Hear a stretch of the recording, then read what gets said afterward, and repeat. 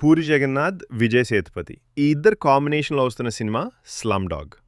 ఒకరు తెలుగు సినిమాల్లో దర్శకుడిగా తనదైన ముద్రను వేసుకున్నవారైతే, ఇంకొకరు నటుడిగా తమిళ్ సినిమాల్లో తనదైన శైలితో దూసుకుపోతున్నవారు.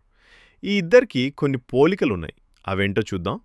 డేరింగ్ డాషింగ్ డైరెక్టర్ అంటే మనకు గుర్తుకొచ్చింది పూరి జగన్నాథ్. 2000లో పవన్ కళ్యాణ్ సినిమా 'బద్రి'తో రంగప్రవేశం చేసి దాదాపు 30కి పైగా తెలుగు సినిమాలు చేసి తనదైన ముద్ర వేశాడు. తక్కువ సమయంలో పెద్ద హీరోలతో సైతం సినిమా చేయగల సమర్థుడు. ఇట్లు శ్రావణి సుబ్రహ్మణ్యం సినిమాతో బెస్ట్ స్టోరీకి, అమ్మా నాన్న తమిళమ్మాయి సినిమాతో బెస్ట్ డైలాగ్స్కి నంది అవార్డు తీసుకున్నాడు. పోకిరి సినిమాతో బెస్ట్ డైరెక్టర్గా ఫిల్మ్ఫేర్ అవార్డు అందుకున్నాడు. దాదాపు అందరూ అగ్ర హీరోలతో పాటు యువ హీరోలను కూడా డైరెక్ట్ చేశాడు. నమ్మిన సిద్ధాంతం మీద బలంగా నిలబడినవాడు. కెరియర్లో ఎన్నో అన్డౌన్లు చూసినవాడు. ఆర్థికంగా కూడా అనేక సమస్యలను అధిగమించి వచ్చినవాడు.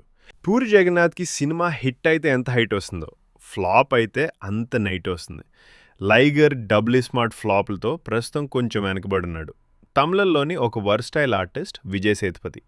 మొదట్లో చిన్నాచిత వేషాలు వేస్తూ తర్వాత ఆర్టిస్ట్గా, హీరోగా నిలదొక్కున్నాడు. 2006లో వచ్చిన సుందర్ పాండ్యన్ సినిమాతో బెస్ట్ విలన్గా స్టేట్ అవార్డు తీసుకున్నాడు. వెంటనే వచ్చిన పిజ్జా సినిమాతో బెస్ట్ యాక్టర్ అవార్డు తీసుకున్నాడు. విక్రమ్ వేద, 96, సూపర్ డీలక్స్ సినిమాలకు ఫిల్మ్ఫేర్ అవార్డు సాధించాడు. చిరంజీవి, సైరా, నరసింహారెడ్డి సినిమాతో తెలుగులో ప్రవేశించి ఉప్పెన సినిమాతో తెలుగు వాళ్ళకి బాగా దగ్గరయ్యాడు.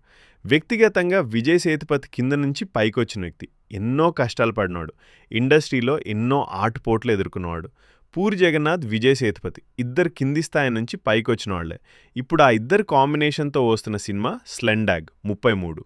టెంపుల్ స్ట్రీట్ విడుదల చేసిన పోస్టర్ ఆకట్టుకునేలా ఉంది.